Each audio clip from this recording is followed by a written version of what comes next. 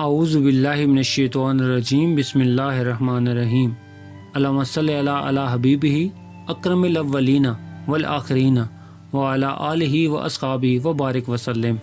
لاکھوں کروڑوں درود پاک خاتم النبیین حضرت محمد مصطفیٰ صلی اللہ علیہ وآلہ وسلم پہ۔ گنبد خضرا کے چاہنے والوں کو وقاص احمد کی طرف سے السلام علیکم۔ حضرت مولانا جلال الدین رومی رحمۃ اللہ علیہ فرماتے ہیں، ایک شخص مسجد میں نماز ادا کرنے کے لیے اندھیری رات میں گھر سے نکلا۔ اندھیرے کی وجہ سے ٹھوکر لگی اور وہ منہ کے بل کیچڑ میں جا گرا۔ کیچڑ سے اٹھ کے وہ گھر واپس گیا اور لباس تبدیل کر کے دوبارہ مسجد کی طرف چل دیا۔ ابھی چند ہی قدم آگے چلا تھا کہ دوبارہ ٹھوکر لگی اور وہ دوبارہ کیچڑ میں گر گیا۔ کیچڑ سے اٹھ کے وہ ایک بار پھر گھر واپس گیا اور لباس تبدیل کر کے مسجد جانے کے لیے دوبارہ گھر سے باہر نکلا۔ اپنے گھر کے دروازے پہ اسے ایک شخص ملا جو اپنے ہاتھ میں ایک روشن چراغ تھامے ہوئے تھا۔ چراغ والا شخص چپ چاپ نمازی کے آگے آگے مسجد کی طرف چل دیا۔ اس بار چراغ کی روشنی میں نمازی کو مسجد تک پہنچنے میں کسی قسم کی دشواری کا سامنا نہ کرنا پڑا اور وہ خیریت سے مسجد تک پہنچ گیا۔ مسجد کے دروازے پہ پہنچ کے چراغ والا شخص رک گیا۔ نمازی اسے وہیں چھوڑ کے مسجد میں داخل ہو گیا اور نماز ادا کرنے لگا۔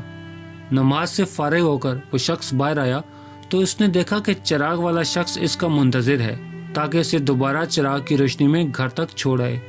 جب نمازی گھر پہنچ گیا تو نمازی نے اس اجنبی سے پوچھا، آپ کون ہیں؟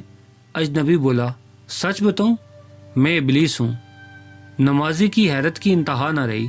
اس نے پوچھا، تجھے تو میری نماز رہ جانے پہ خوش ہونا چاہیے تھا، پھر تو چراغ کی روشنی میں مجھے مسجد تک کیوں لایا؟